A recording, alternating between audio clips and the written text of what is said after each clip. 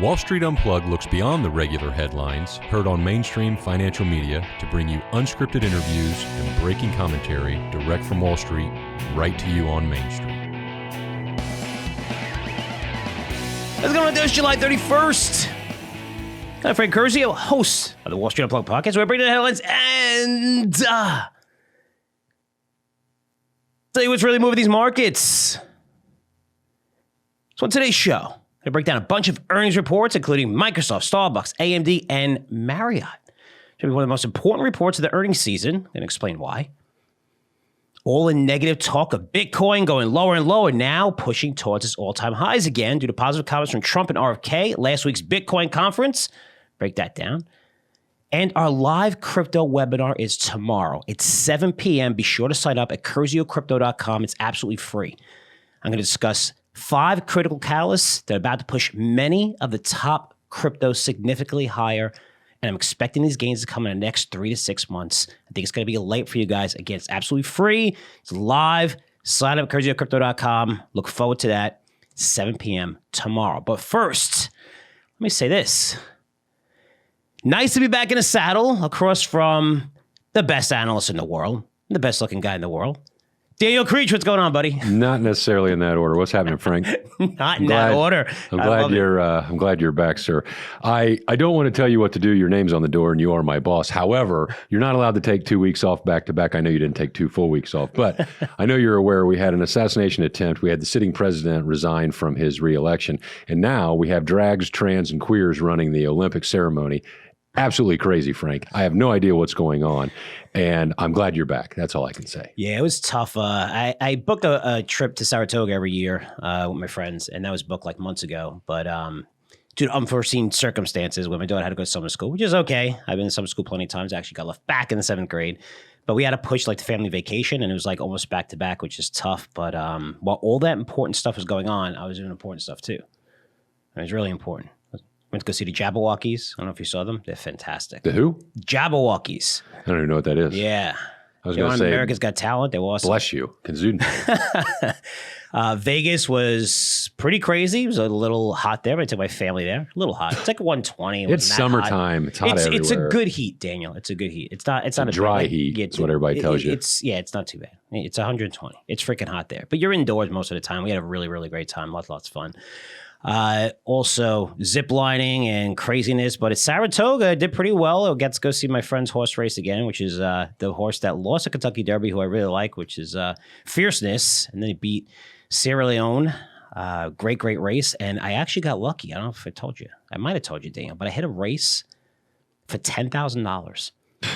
Rub it in, Frank. Yeah, by betting numbers, and a 31 to shot came in for an exacta over an 8 to 1. And the 8 to 1 won the race by a nose and had the exacta box. So if it came in the other way, it probably would have been 30,000. I'm not complaining at all, but that was the biggest win I've ever had. And yeah, it was pretty nice. It made the rest of the trip very, very cool. So very important things going on while the president was, almost got assassinated and all that other stuff. But a lot going on. We're going to talk about Bitcoin conference and stuff. But I want to start off, Daniel, with earnings. I mean, we have a massive amount just this week, and over the next couple of weeks, we're going to see them. But this is, I want to say this is one of the busiest weeks. I don't know, it's 25% or 30% S&P 500. Yeah, somewhere around that. Yeah, it is reporting, and lots of big names coming as well, right? We have the rest of the big tech companies coming, but for now, Microsoft, AMD, and we could start there. Microsoft, weird, right? I mean, came out and the stock dropped, and now I'm looking today, it's only down 1%, but it was down pretty sharply after the report. Yeah, and it is absolutely ridiculous. And listen, our jobs, I'm not asking for a pat on the back or complaining because we love our jobs and such, but you have to be able to point to the noise and how ridiculous markets get. So when you look at Microsoft, the numbers were absolutely incredible. Azure, the cloud services company, grew 29%, Frank, but that was below the 29 to 30 to 31% that they guided for. So they missed it. They've guided 30 to 31. They came in at 29. And as you said, the stock went down $250 billion at one point. The stock was down 7% at once, which was a $250 billion market cap loss. And I want to put that in perspective because it's a 7% loss, right? But you're looking at a $3 trillion company. So it's a 7% loss. And, no big deal. But the $250 billion in market cap that it lost, and now it's come back. But just to put that in perspective, that's like Wells Fargo, Pepsi, or Netflix going to zero. because that's what their market caps are, right? A little bit below that. I mean, think about that. That's how big these freaking technology companies are with a trillion, not even 1 trillion. It's, NVIDIA is still doing very well, right? And we'll talk about NVIDIA in a minute because AMD reported and it's moving up, they say, in sympathy. But, lost $1 trillion in market cap. But remember, it was less than $1 trillion probably 5 months ago, right? And so, you have to put things in perspective where Microsoft, I just think this might have been a sell on the news event because, it has, I'm pretty sure, don't quote me on this, but I think it's outperformed most of the large cap tech companies because a lot of them get annihilated, especially in the chip sector, right? The chip sector has really gotten crushed and a nice pullback. So, this is pretty good for Microsoft. But overall, I thought the quarter was really good. It was solid, and it's bouncing back right now. It was an amazing quarter, yeah. It was a Florida gift, and it was absolutely ridiculous that thing sold off 7 or 8%. And to your point, it always just shows about how when expectations and everybody's expecting just to blow out corners, growing this division just in cloud at 29% is incredible. They also grew all their other segments. The CEO went on TV and through the conference call was saying that they're going to have at least double-digit revenue and operating income throughout the next fiscal year. They guided for the high, just under 30% again in cloud division growth for the next quarter. I mean, these guys, this just proves that the big AI, and Frank, you're more hyped up on AI than I am, and I'm not a bear on AI, don't get me wrong. But the point is that all these talking heads in the media, and I get it, we have to have a job. You got 24/7 news outlets. You gotta give people whatever they want when you got to feed the ducks when they're quacking, as they say, Frank. But the point is that you want to take away with these numbers were absolutely impressive for the size of this company, the growth it's still putting up. It just proves AI is not near over, and you can buy these big companies. Even though there's a rotation to small cap, it's finally good to see them getting a heartbeat. But the point is that Microsoft is doing great. We got Amazon. They report tomorrow after the bell on Thursday. So we'll see what their AWS segment says. But everybody that's saying and wanting to call the top and be that person that can be wrong 30 times in a row and then celebrate when they're right, like you like to joke, Frank, ignore them talking heads. This was a fantastic quarter. Let me rant real quick, excuse me. Just like Google, when you were gone, put up a good quarter, Frank. Mm-hmm. The stock went down about 5%, and everybody's tried to act like that was a big deal. You know what Google's biggest problem is? They are woke and absolutely Florida ridiculous. I thought this was a joke, Frank, so I did it on my iPhone, okay, my communist iPhone, and I was searching on my Google, and I went, assassination of President TR. And you know what autofill did? Nothing. Mm-hmm. They're just erasing. So here's the point. You really, now, as the election comes near, and again, I'm not telling you how to think, I'm simply telling you to think, but you have a choice because you are literally, and we recommended Google in our Curzio Research Advisory. We're up 25-ish%.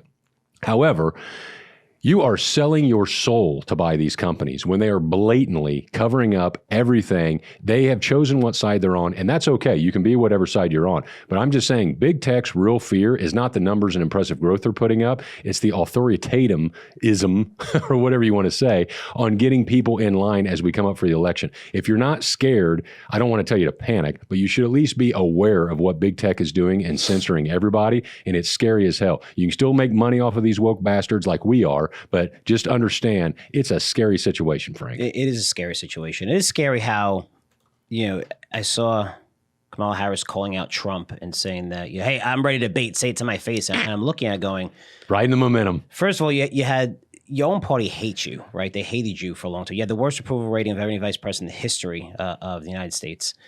I don't think she'd accomplished it. She's never owned a business. She didn't really get a good law school. She failed her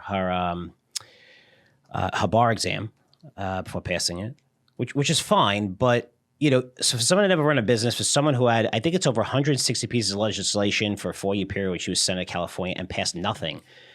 For you to really go out there, I would say from a Democratic strategy point, it worked for Biden and he won by being in a basement. I would not be, you have zero upside and a ton of downside to debate Trump. Usually people lose when they debate him, but she's calling him out. But it's just amazing how the whole Democratic Party just went from this is the worst person to now we love, and they have all these clips all over CNN of how she's so terrible, but now she's the greatest thing ever. But it's amazing how they are playing the game well, and they have a lot of momentum. Oh, they know exactly how to play the game. But if you believe the polls right now that she's winning or even close, then you also believe that inflation is moved lower over the last several months. And Politico, I took a screenshot of this in Politico the other day, and it made me laugh out loud. The idea that you can write inflation is coming down without actually saying the rate of inflation is coming down, because inflation is not coming down. Prices have not come down. But we don't need rules and regulations, Frank. We don't even have to be in the reality of our world today. We're almost living in the Matrix. It's a lot of fun. And in fact, speaking of the Matrix, Frank, I tweeted, go to Creech's Corner on X. I tweeted a great meme of Donald Trump looking like Keanu Reeves doing his whole backward bending, dodging bullets thing. It's amazing. No, it's way to go, Trump. Yeah, but it is interesting to see the whole strategy, and it is going to influence many stocks, because they're going back and saying, and if you look at Kamala too, and this is important going into earnings season, also going, if there's a shot she wins. Remember, they're trying to backtrack everything that she said, even though it's on video, how we're going to ban fracking. That's a really big deal if you own oil companies, guys. Okay, that's what she said. Now she's not going to ban fracking. She's going to say everything she can right now. Again, this is how she ran on her platform. Is interesting, because one of the most liberal probably people that will ever be at office if she wins, by far, by a long shot. But you have to adjust your portfolios. It is going to matter even with technology stocks and what's going on and funding and stuff. And it is something that we're going to be talking about a lot. You have to talk about politics in this, because it's going to influence your portfolio to see what's going on. And getting back to earnings season too, which is a company that I think is a little controversial, is AMD. I mean, AMD is up right now. Let's see. I think it's up 5.5% right now. Okay, 5.5%. It was up 10% earlier today, so it's up 5%. It's around around 11 a.m. as we're taping this, and they reported a decent quarter. But I'm looking at a stock that came down from 227, and I'm also looking at a stock. I'm bringing up the chart here if you're watching on our YouTube page. It was actually just from a month ago. You're looking at a stock that was 183 a couple of weeks ago. Okay, 3 weeks ago. So it fell to the 130s, and now it's 146. And we're saying, well, they're back. And I saw Kramer talking about it on CNBC and saying they're back.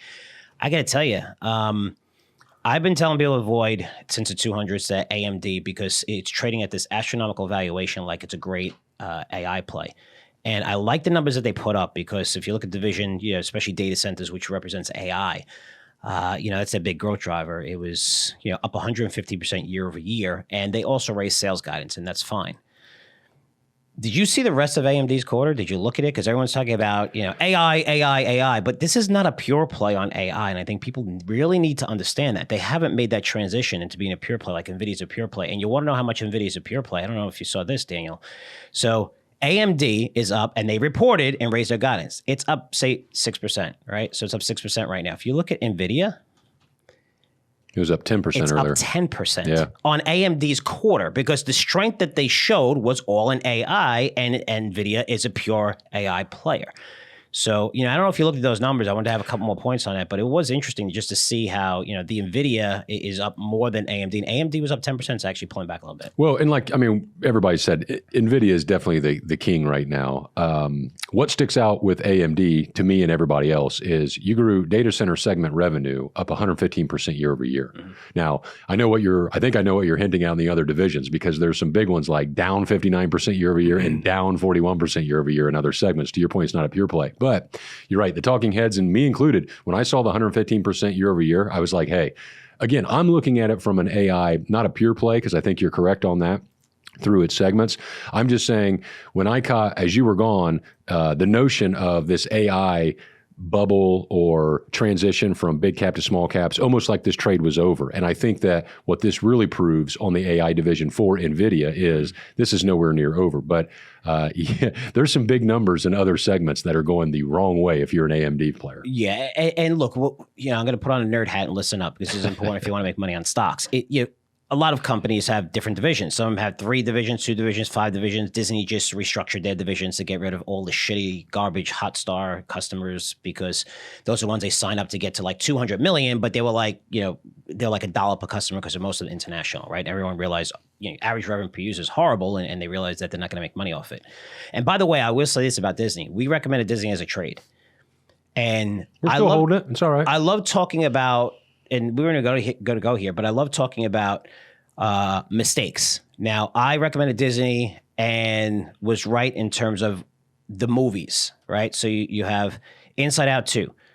You're looking at $1 billion, first, I think, $1 billion franchise is going to be an animation franchise, $1 billion.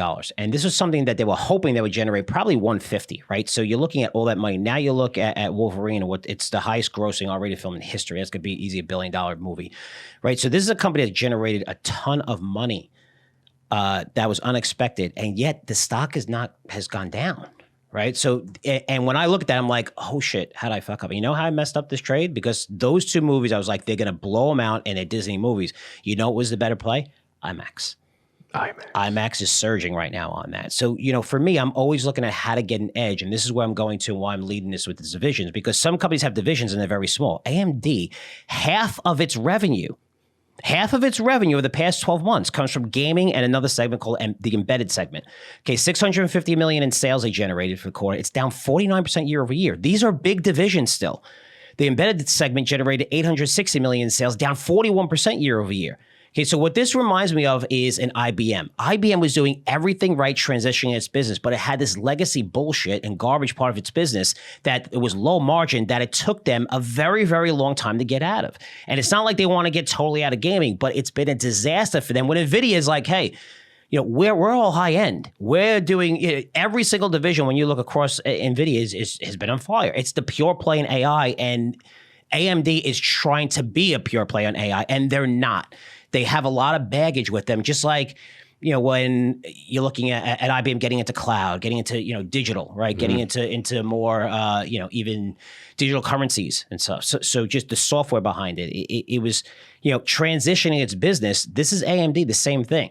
So when I look at AMD, it's not a pure play. I still think it can go up a little bit from here, but if you're looking at the pure play, it's NVIDIA. NVIDIA's up more. Which is crazy. NVIDIA's up more on AMD's quarter. And everyone's like, AMD's back. AMD is very dangerous here. It's super expensive. It's more expensive than NVIDIA, and NVIDIA is the 100% AI play. That's just a few takeaways. Another one is, Intel's dead.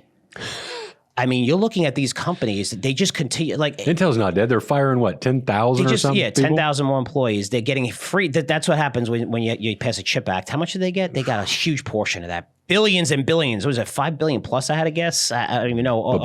And what do? You take that money and you fire 10,000 employees. You can't make that stuff up. So when I'm looking at AMD and NVIDIA and where they're going, AMD is trying to play catch up.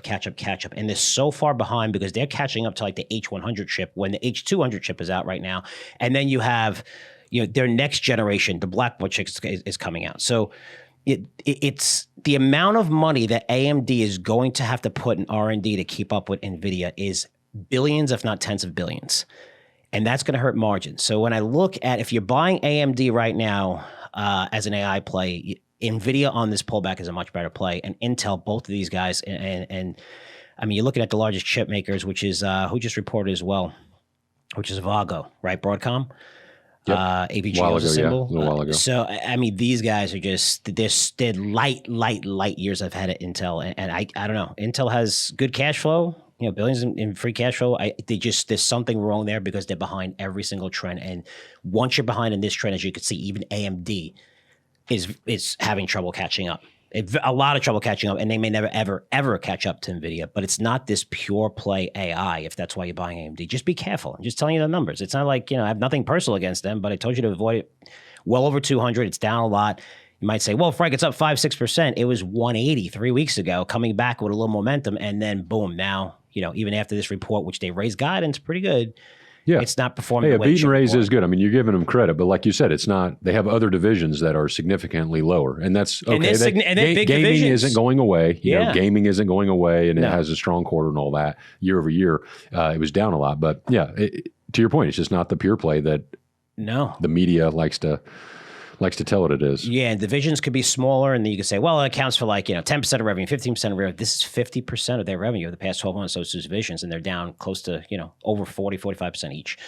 I want to talk about Marriott. I don't know if you saw that quarter. I think this is significant. You're expecting Microsoft. We're going to look at different reports coming out. Of course, you got Amazon coming out, and we saw Google the week before. When I look at Marriott, it's one of the most important quarters because it gauges the consumer. And this is a sector that has held up very, very well because they had pricing power and they still charge you a shitload of fees, which I see firsthand, which is why I think Airbnb is a great buy. because it's not just booking these things, whatever Priceline, Expedia, or directly, is when you get there, they charge you even more. And it's a surprise. It's $50, $75, whatever it is a day, which is crazy. They just lowered their Q3 and full year guidance. Okay, they said China's a disaster, which we've been on for a very, very long time. I can't tell you how many people have been like, well, China's coming back. And we looked a little bit, and then we saw just these false readings. We have very good contacts in China. But if you look, just the writings on the wall, because what do we cover, Dan? We're looking at Nike, we're looking at Levi's, even Starbucks. These companies have been a disaster, and a lot of them have been blaming China. But they also said they're going to see softer expectations in North America, and that's something they haven't said. And this is a leading hotel company. I need you to pay attention because next week we're going to have Hilton report. And if they confirm, so now we're looking at the airlines. We thought the airlines are supposed to be much, much better. I'm not talking about what happened with CrowdStrike. We can get to that in a second too. But when I look at the details of what's happening with the consumer, we've seen a slowdown from the consumer in term for a while now. We've been highlighting this for at least 3-4 months where we switched finally and said, listen, the Fed needs to cut rates because we were seeing it. And I'm sure you're seeing it as well. I mean, I've been to Chipotle's and they're empty. They're definitely not as crowded as they used to be. Look at where McDonald's was, came off a 52-week low, and they still didn't report good numbers, but it was just so depressed and that it went up after earnings. My point here is you're looking at the airlines pull back. You're at softer trends. You're looking at now the hotels pulling back. Okay, this is a leading indicator telling you, right, that hey, the consumer is definitely slowing down. And what happened with these companies, they always had pricing power. If you look at Chipotle, they were able to raise prices 5 times in the past 18 months. You can't raise prices anymore. People are changing their shopping habits, and this is something to take a look at. So this is what's going on with the Fed. Is going to talk later, and they're probably going to, it's almost a guarantee that they're going to start cutting in September. When they cut rates, it's because the economy is slowing and they see a big slowdown. It's not this, wow, rates are low, so buy stocks, and this is great. There's going to be stocks that benefit from low rates and stocks that benefit from high rates like the banks and stuff like that. So you're going to see a lot of portfolio things that we're going to go over in terms of allocation, where to go to, and you're just, during this earnings season, you're also seeing the ones that have been beat up the most are seeing the biggest gains, where the ones with high expectations, even if you're off a little like a Microsoft, I'm surprised. And they were off a fraction, and now it's coming back a little bit. Be careful. Expectations are so high where you can report a company. Look at the numbers Microsoft reported. Look at the numbers that Google reported, and you can get hit. Right? So be very, very careful. Now you're seeing small caps where the names that have gotten beaten up like McDonald's 52-week low that reported bad earnings, those stocks have gone higher.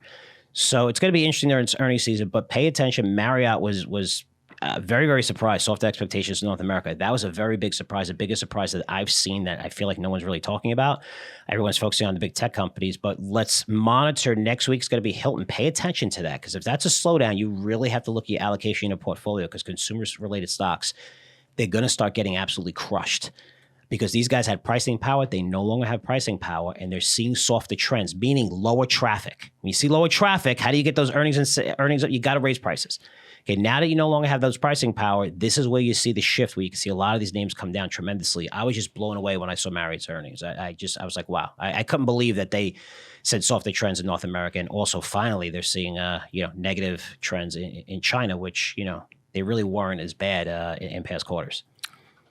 Quickly on China, all you got to know about the old Chinese over there is when they start flooding their markets by lowering interest rates and lowering borrowing rates, which they're doing, and flooding the economy with more money, it's because they are panicking over there, and they're in a absolute spiral downward. Nothing's working. Breaking news: communism doesn't work, folks. So it hasn't ever worked. Nothing's won't working. ever work. So nothing's working. Ignore that. It could be a trade. Don't park your money over there.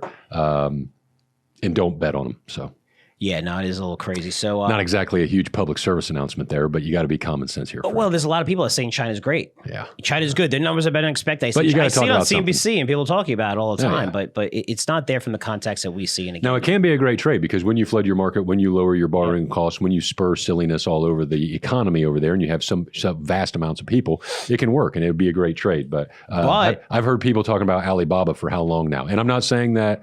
People say, oh, well, Charlie Munger's buying Alibaba hand over fist. And we've been in and out of their trading, but maybe at some point it'll come back. You know what Alibaba's doing? They're getting into AI, Frank. That's got to be good for the upside on the stock, right? That's incredible. What they should do. Yeah. Well, they do have one of the largest cloud platforms, so it makes a lot of sense. But let's see. But it's funny, everything that you said with China's been doing that for the last 2 years, and none of this shit has worked. The lowering the borrowing rates are like last week. I mean, that's fairly new. Again, so they've been doing that. But, it's just, stay away. If you have a lot of exposure to China, we've seen it, right? I mean, China can say whatever you want. You can believe the numbers. You not believe the numbers. I wouldn't believe the numbers out of China. I've gotten burnt like many times. Not many times, but one big time in China. Going there, visiting China, seeing the assets and saying, wow, this company's for real. Shaking the CFOs, they took me out to dinner and everything. And those assets, they just don't own. They don't exist. I was like, holy shit. I was like, this is crazy. But yeah, China's really crazy. You can see the writing on the wall with a lot of the companies. I mean, Starbucks is there as well. I don't know if you want to talk about Starbucks, who reported too, right? Not really. I just, when I read through the numbers, if some friends of mine were asking me last night when, a bunch of us guys were having cigars, and they asked me about Starbucks. And I said, well, if I had a gun to my head, I would think they would report a decent quarter. They didn't. When I was looking at the numbers, I figured the stock was down. It was bouncing a little bit. I think that must be so suppressed it's good news. Mm-hmm. But same store comps, were negative, and China was a disaster. I don't know what they said on the conference call. I didn't dig into it because I'm not a Starbucks fan, but I did think that was interesting on the, it just goes with the Nikes, the China. If you're, like you said, if you're relying on China to be your growth engine, that's just a struggle right now. There's a lot of headwinds right there. I mean, it's gotten hit on the whole China worry. And also, I think it was wrong for people to say, and I made this mistake in 2008, like people aren't going to pay that much for a cup of coffee anymore. People are going to pay if they like the experience. And what happened with Starbucks, why they ran into trouble, I'm going to tell you. As someone who goes to Starbucks and goes to like 2 or 3 different ones, and my daughters sometimes go there. You order ahead on the app, which is fantastic. And you order, and this way, when you order on the app, you want to be able to, especially when it comes to coffee, right? That's your fix. And you're running to work. It's very stressful, right? Especially if you commute. So you order, you stop, you can go to a drive-thru, or you stop and you just run in and you grab your stuff. I got to tell you, the last 4 months, we haven't really gone to Starbucks because there was 3 times where they didn't have our stuff ready in 15 minutes, 20 minutes before we ordered, and we left the house. And we went there and we waited another 10 minutes, and you can't really wait, right? Because, I got to take the kids to school. And I was like, and there's like 30 people in there. And the thing is in an environment where it's tough to hire people, and I'm seeing this even with my phone store, where it's tough to hire good people, you can't hire someone that's like a half-ass employee at Starbucks. There's the learning curve there with how many drinks you have to make. And it's just, if you have a high turnover there, McDonald's, you could probably get away with it. You throw someone at the window, whatever, it's not as hard. At Starbucks, you can't. And the whole customer service experience, I think just the whole customer experience really went to shit. And now you're trying to win those customers back. It's down 30%. If you look at the chart the last 3 months, it's kind of been the same price, around the same price, right? This is a little bit into, May. But, overall, I don't know I haven't seen anything of a turnaround, but it's not because, I'm going to switch from Starbucks because it's too expensive and go someplace else. It's the experience. People will pay, again, when it comes to drugs, people are going to pay as much as they want. They just pay forever.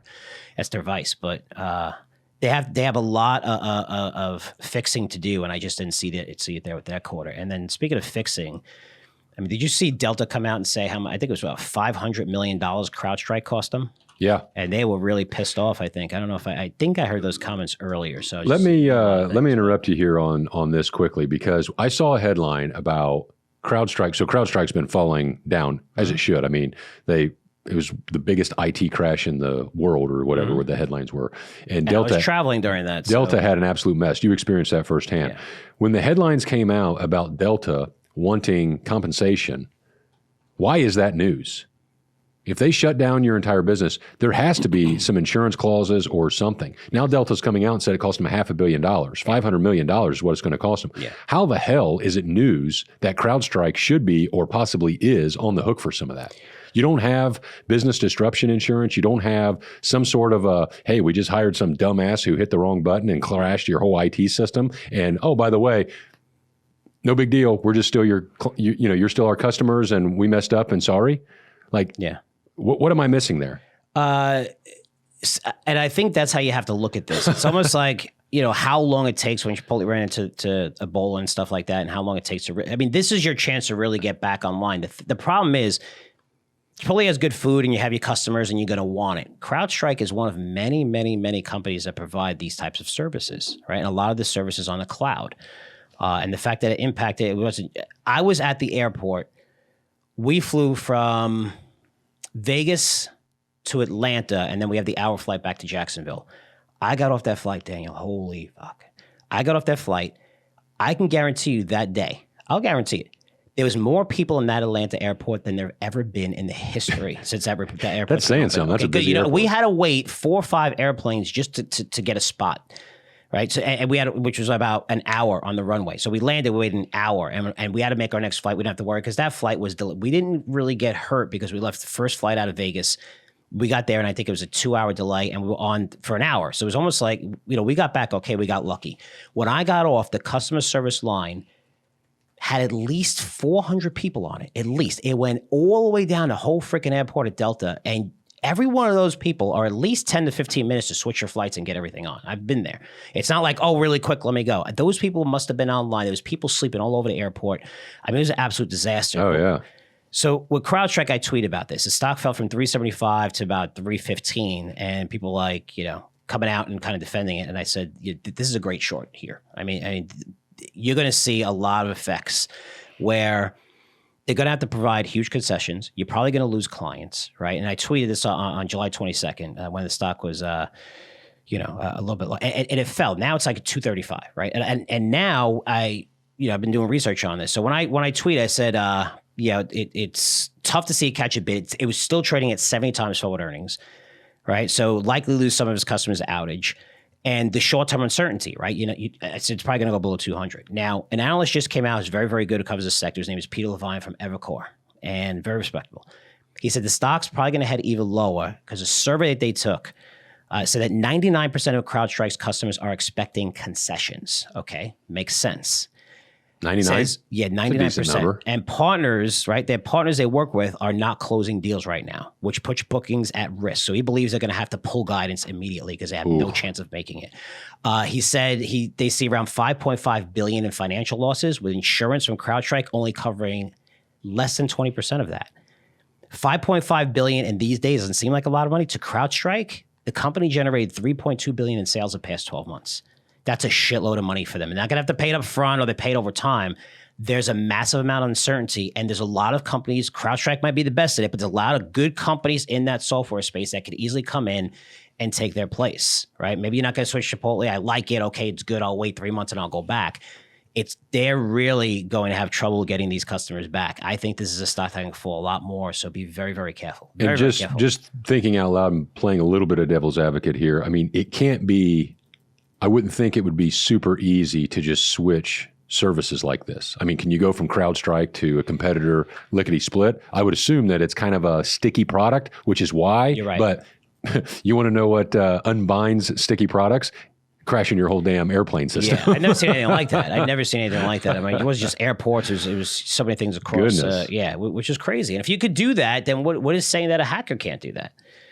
Think about where we're all digital. Our accounts are all digital, right? Our bank accounts are all digital. Our brokerage accounts are all digital. I mean, everything's digital. And voting is going digital. Like this, what could possibly go wrong? Voting will never ever go digital. What could possibly go wrong? Voting will never ever go digital, ever. It will never go digital because you could use just software, data analytics, you use AI to make sure that those results will never ever, that are 100% accurate, and that's why it will never ever happen. You'll never have them. You'll never have it like 100% digital. Because you could make it where that's it. It's digital, everything, right? It's foolproof. It'll never happen. Not in any country, you'll never see it. So it's just crazy. Anyway, that's what we have for earnings. Covered a lot of stuff, right? I think, which is pretty, we're going to see a lot more companies come out, but a lot going on. Daniel and I, you could see just by talking about this stuff and earnings, we love this shit, right? I mean, this is the most fun part where people look at AMD, it's back.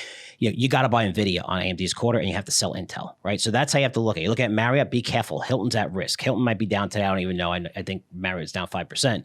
But if Hilton comes out and warns, I mean, you got to look at the hotels across the board. It's why we sold one of ours at Red Rock Resorts. We sold a couple weeks ago. I just think hotels has been such a great trade. They had pricing power. It was busy, and you're seeing these trends start to reverse. And these guys are trading at premium valuations, all-time highs. And you can see a big pullback in that sector next. And we saw with technology. We've been seeing it in consumer staples. We've been seeing a lot of sectors. I mean, McDonald's, you're looking at, so many names have pulled back that you wouldn't think of, where everyone's telling you the economy is great, the market's great, everything is awesome. But it's definitely not the case. You have to be very selective in what stocks you pick.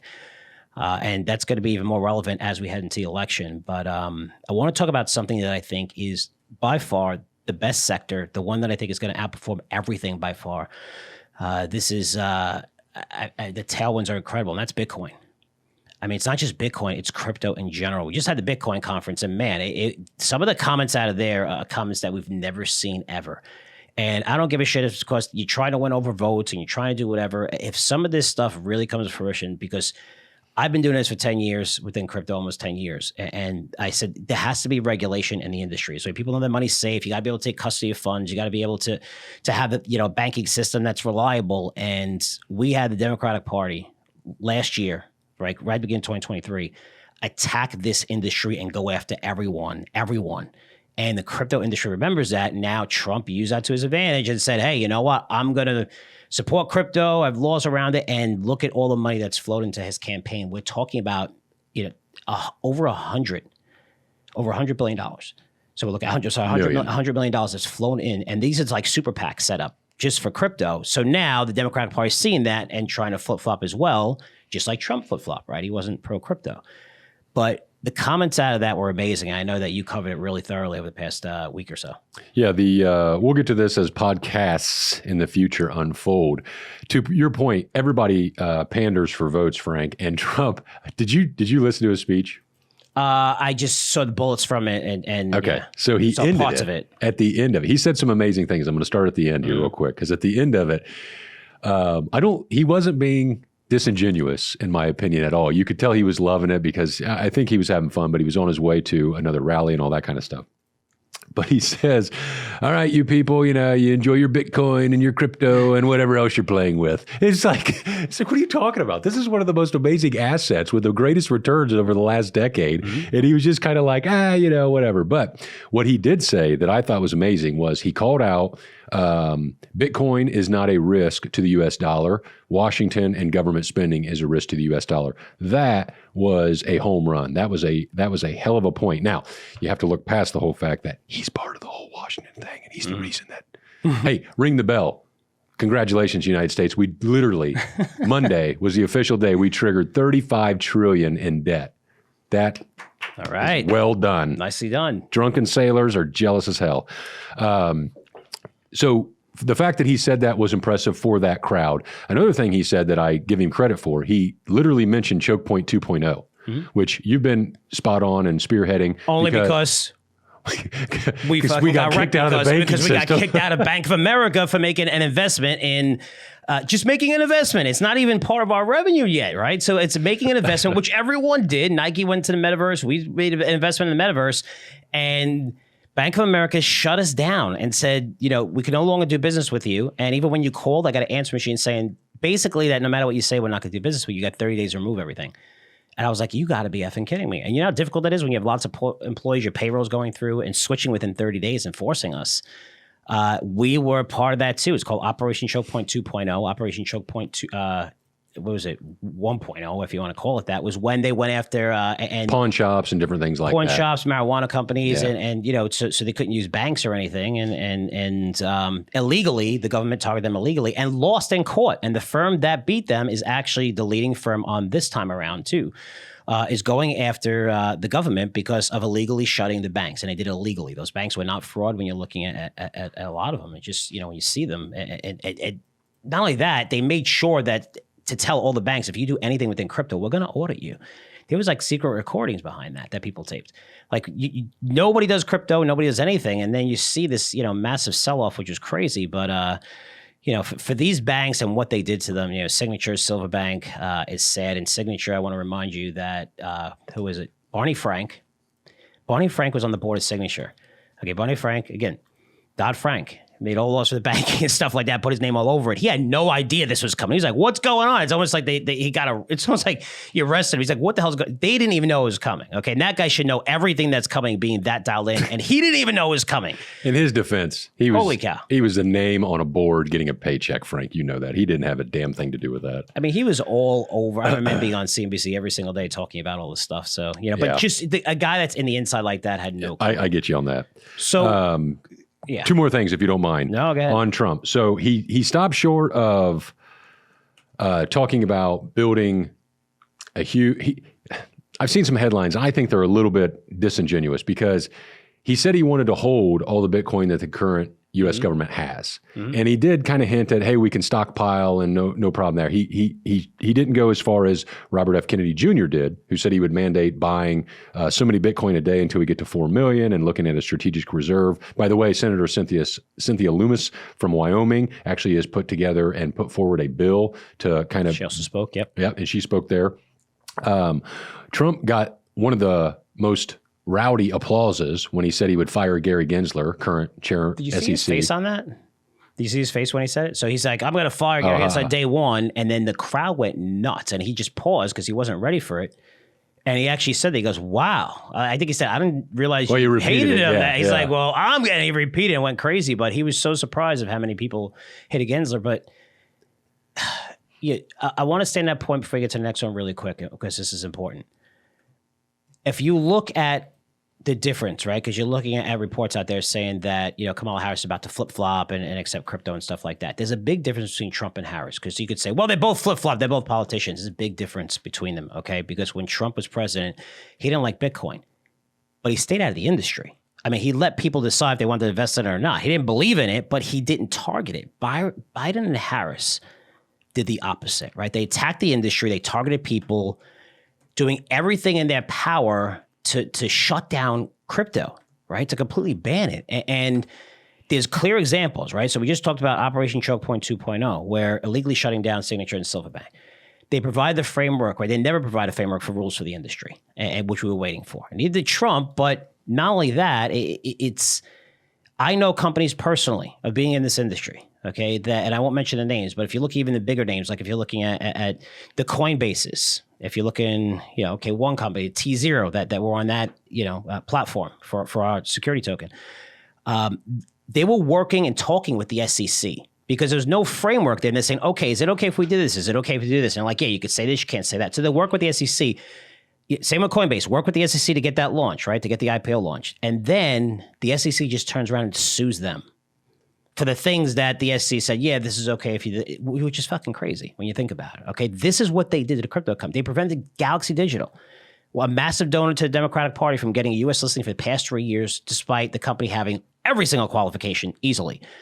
They said that they're going to charge crypto miners a 30% excise tax on electricity they use. And you may say, well, Frank, it's climate change. Well, there's a huge bias because there's no excise tax being proposed on AI and data centers, right? Which is expected to use 3 times the amount of electricity compared to cryptocurrencies by 2026.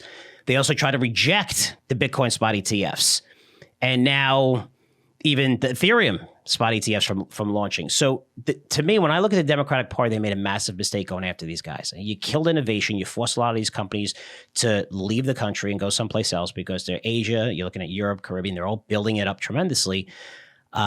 These are crypto diehards.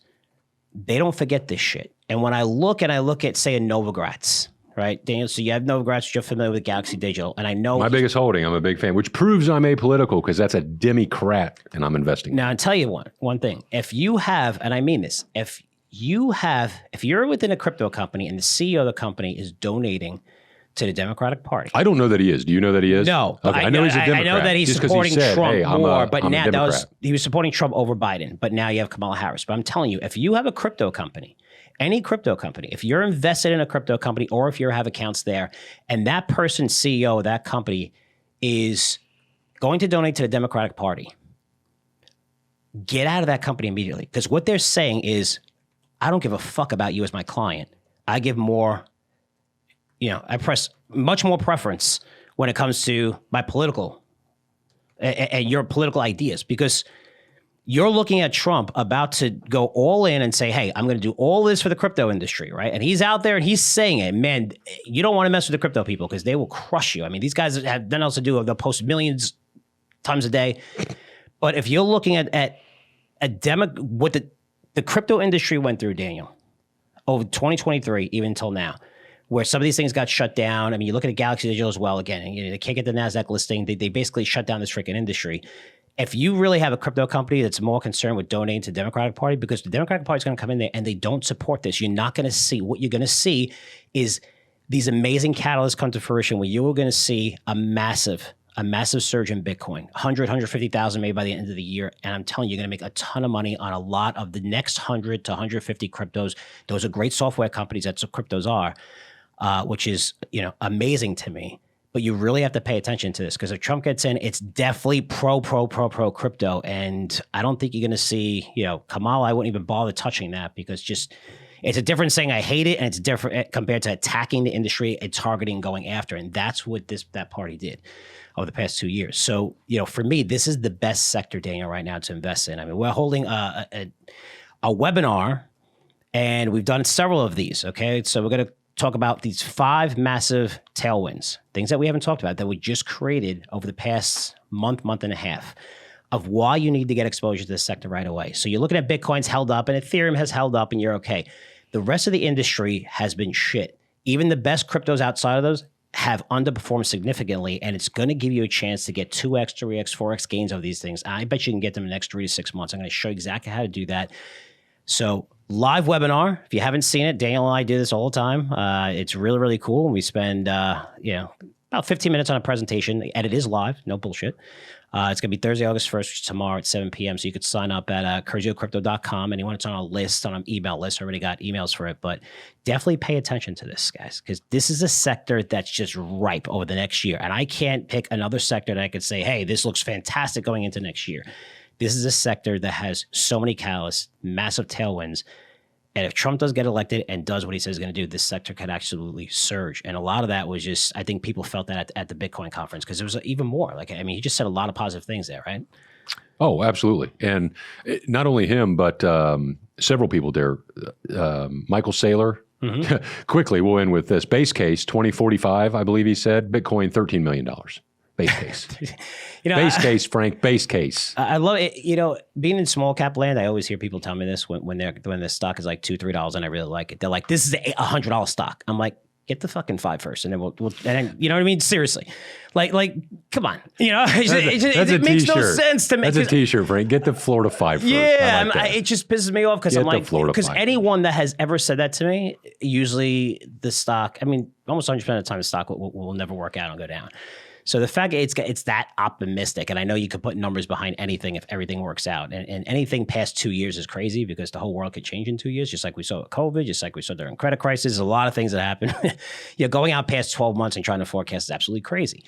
But it's going to go significantly higher. And I never said I'll go to 100 grand this year. It's going to go to 100 grand this year. I think it's a shot and go even 150. It's just the catalysts are there, and I'm going to explain them to you. And these are new. This isn't stuff that I've been talking about in past webinars. So again, live, free, we do this stuff. It's really, really cool, but definitely pay attention. I'll show you how to position yourself. Even some people that subscribe to our newsletter, Crypto Intelligence, we're new to this sector. We walk you through it and teach you, but this is an area you have to have exposure to. And everyone's like, Bitcoin and Ethereum, Bitcoin. You're going to do okay on those. You're going to have a chance to make life-changing gains because some of the greatest cryptos, think about everything under maybe the top 7 technology stocks, what we're seeing in small caps right now. Small caps, some of them are up 100, 200%. Some of these things are surging, right? Because they were down so much. You're going to buy the best companies, though. It's not small cap. These are the best crypto companies. These are the next 100 that are really good that we researched that have underperformed significantly. The amount of money coming into this sector now is incredible. And just, when I saw the highlights of Trump, I saw through videos and shorts and stuff like that, the Gary Genza comments. But he also said appointed Bitcoin and Crypto Presidential Advisory Council to design regulatory guidance. That's going to be done the first 100 days. Shut down the Operation Choke Point 2, which you mentioned. They're never going to introduce a U.S. digital currency, which is fantastic because that's really scary because that would be the government could basically say, all right, you're spending too much money on gas. We're gonna freeze your account. That's crazy. Ensure that America is a global Bitcoin and crypto leader. And that's the most important thing because there is literally, being in this sector, Dan, there's tens of billions, if not hundreds of billions of dollars of ideas and funding that wants to come into this industry. And it's very difficult when you don't have a framework. When you don't have a framework, it's very difficult to commit and saying, I don't know what the regulatory environment is going to be in 6 months. And if Trump happens to win, again, a couple of weeks ago, it was guaranteed, but now they say Harris might be leading or whatever. But if Trump actually gets in, some of these things, defend the right to crypto self-custody is massive. And like you said, RFK spoke where he says he's going to purchase 550 Bitcoin daily until there's a U.S. reserve of at least 4 million. I mean, he's not going to get elected, but this is stuff we've never heard before. And this comes after BlackRock. I mean, these are game changers. This is what the crypto industry needs. And any crypto person and any Bitcoin diehard that says we don't need this is an idiot, because this is going to drive Bitcoin significantly higher, because we're not talking about what drove Bitcoin higher in the past, which is retail, right? We're talking about trillions in capital that can come into this industry. This is a $2 trillion market that could easily be $10 to $15 trillion. So the opportunity is there, and just that Bitcoin conference, man, everyone's talking about it as a reason why you're seeing the Bitcoin and Ethereum push higher. But it was very, very exciting for them. It was really good, really, really good news. Yeah, absolutely. And like I said, the dumbed down version for Daniel is you have a fixed finite number of Bitcoins. Mm-hmm. And if you have a small percentage of global assets or money flow into that, you're going to have skyrocket price. Michigan State Pension Fund, Jersey City, up their latest pension in Bitcoin ETFs. Michigan State put $6 million. Again, $6 million isn't a big deal. The idea that you have this open dialogue, you have pension funds investing in this, the fact that you just had a sitting president and current running on the Republican side for that amongst all the senators and things at that conference are absolutely, that is a paradigm shift. When you go from attacking an industry to being pro, or at least not attacking the industry, that is a paradigm shift. And as investors, all you got to do to take advantage of that is get some exposure to it. It's not going to happen tomorrow, but it is going to happen over the next several months as the election unfolds, as regulation unfolds. And I'm trying to talk myself out of being crazy leveraged towards this, and oil and gas, which is selling off, but we'll talk about that later. Yeah. And I talked earlier what the big shift is here is on a political front, and what's politics about? It's all about money, right? That's all everything's about, right? When it comes to these people, it's all about money. So Defend America Jobs and Protect Progress, those are crypto super PACs. They raised so far more than 110 million, right, in the election cycle. So that's according to the Federal Election Commission, the FEC records.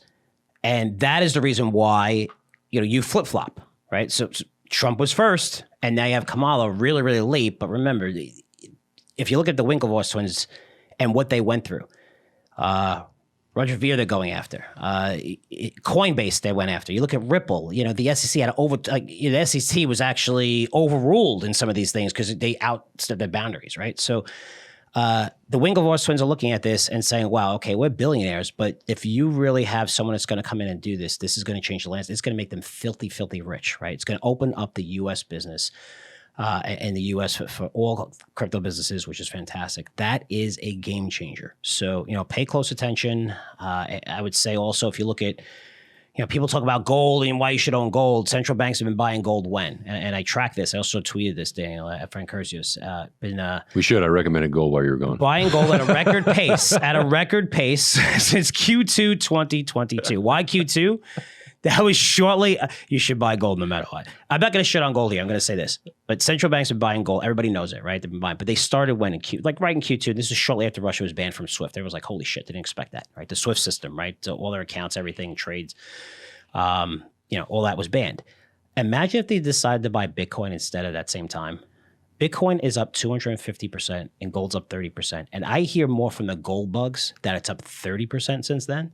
Mm-hmm. Like it's up tremendously, but imagine buying Bitcoin. And I think if you're looking at central banks talking about this, there is a shot that they're going to put this on their balance sheets. And if they do, just the catalyst there, the tailwinds that are coming are really fantastic for this industry. And we're going to talk about that. So guys, seriously, reserve your spot. Join me live. Daniel as well.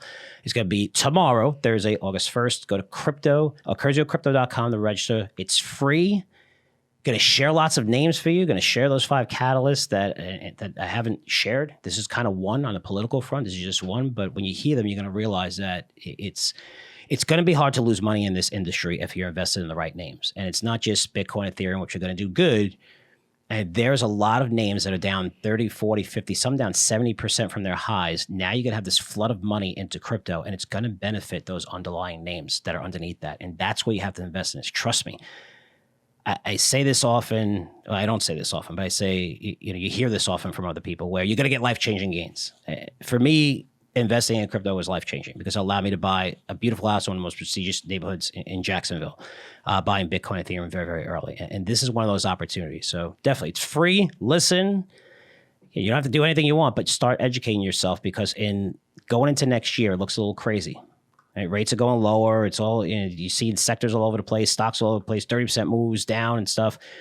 This is one sector that makes a lot of sense over the next 6 to 12 months, and you can make a lot of money in it because it's been super, super depressed. And that's what we're seeing during earnings season. The names that are depressed that are reporting are getting a pop. McDonald's, AMDs, and the ones like the Microsofts and the Googles that have led the market have been pulling back off of earnings, even though the results are good. A lot of these crypto names underneath Bitcoin and Ethereum have just significantly underperformed. And they're going to catch up, and that catch-up trade is going to happen in the next 3 to 6 months. I'll show you how to make money on that. So lots of fun stuff with crypto. RFK as well. I just love those comments. But, yeah, it was pretty good. Massive turnout. And I thought, all the diehards who hate, actually, I would say the gold diehards, right? Just shitting on Bitcoin every single time you see a 10% correction, and now it's going back up. But I don't know why, Daniel, that they can't own both. What's the problem with owning gold and Bitcoin? I don't know. I say the world's been, I have no idea. I mean, it's good from a marketing perspective. I get it, but it's like, for me, I'm losing more and more reasons. I can't, I'm trying to figure out why people would own gold. And you own gold because of these deficits. Okay, we've seen deficits skyrocket, right? They're still skyrocketing, right? Oh, okay, with low interest rates, it's a great time to invest in it because gold doesn't pay you anything. So low interest rates, it's much better. We had low interest rates for 10 years. All these events occurred since 2012 through pretty much COVID. And we didn't see gold really move. And if it didn't happen then, and now you're competing against Bitcoin, which is the younger person's gold, for the same reasons, well, protect inflation, or I don't know if you would call it a safe haven asset, but is gold really a safe haven asset? I don't know. I mean, it's just underperformed almost every single asset class. I just running out of reasons to buy gold long term when you have Bitcoin out there. With that said, I think gold does go higher, but I just think the better play is probably going to be Bitcoin long term. So I don't know. Yeah, you own both. I have no doubt Bitcoin will outperform it, but yeah, I just think you own both. I'm going to get someone. I want to get a Peter Schiff on here, or someone, or someone that's really like diehard, all in on gold, and just figure, because I want to figure out. It's almost like uranium, right? Uranium went all the way to 100, 105, and now it's down. It's almost in the 70s now, right? It's 80. And when you look at uranium, the reason why it went up, if you look at it 3 years, 4 years, right? The argument was like, okay, you're going to see this massive explosion of electricity, which now we're seeing even more AI. The huge supply demand imbalance. Okay, that was the argument to push it all the way up from the 30s to the 40s. Now on the way down, you're still saying the same exact thing. And when you do that, what I've learned over my 30-year career is when you still have the same reasons to purchase an asset, and it's already priced in, everyone's saying it. So when I look at gold, everybody's been talking about it for a while, the same exact reasons. With Bitcoin, there's new reasons to buy it, but I think they both go higher. I think you have to own both, but it is going to be interesting to see, do I want to hold gold for like the next 10 years? I don't know. Maybe you guys can figure it out. FrankCurzioResearch.com, and that's always a good argument. But I really want to get some gold bugs on the podcast and talk to them about it and do some more interviews with that, but we'll see.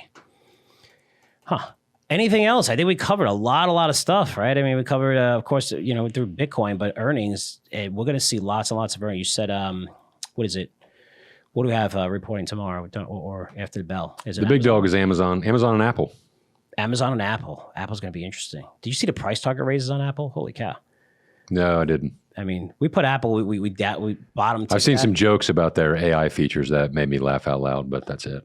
Yeah. I mean, they're going to be a huge benefit. It's really the refresh cycle, the 15 and 16. You're going to see the biggest refresh cycle that you've seen probably in over 10 years, at least 8 years. So it is going to be interesting to see what Apple's going to say. I don't know how great their current numbers are going to be, but, and I don't know if they always guide conservatively, but there's a lot of high expectations. We bought that stock when it was very low expectations. There's very high expectations on Apple.